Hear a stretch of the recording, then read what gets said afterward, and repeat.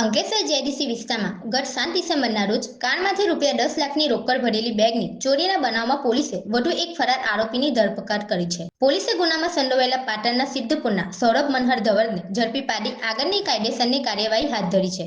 બનાવની વિગતો અનુસાર અંકલેશ્વરની જલદર્શન સોસાયટીમાં રહેતા અને શક્તિ એન્ટરપ્રાઇઝમાં અકાઉન્ટન્ટ તરીકે ફરજ બજાવતા ધવલ ભટ્ટ ગત 7 ડિસેમ્બરના રોજ આરકે આંગણિયા પેઢીમાંથી રૂપિયા 10 લાખ રોકડા લઈને પોતાની કારમાં ઓફિસ તરફ જઈ રહ્યા હતા. તે દરમિયાન જેડીસી ઓફિસના ગેટ પર નજીક બાઇક પર આવેલા 3 અજાણ્યા ઈસમોએ તેમની કાર સાથે અકસ્માત થયો હોવાનું કહીને માથાકૂટ કરી હતી.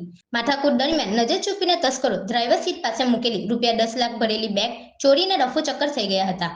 આ ઘટના અંગે અંકલેશ્વર પોલીસ મથકે ગુનો નોંધાતા પોલીસે તપાસનો ધમધમાટ શરૂ કર્યો હતો. તપાસ દરમિયાન પોલીસે અગાઉ આ ગુનામાં સામેલ 3 ઈસમોને ઝડપી લીધા હતા, જ્યારે સિદ્ધપુરનો સૌરભ ધવલ પોલીસ પકડથી દૂર ભાગતો હતો. અંકલેશ્વર પોલીસે ચોક્કસ બાતમીના આધારે ચોથી ધરપકડ કરીને આ કેસમાં વધુ તપાસ તેજ કરી છે.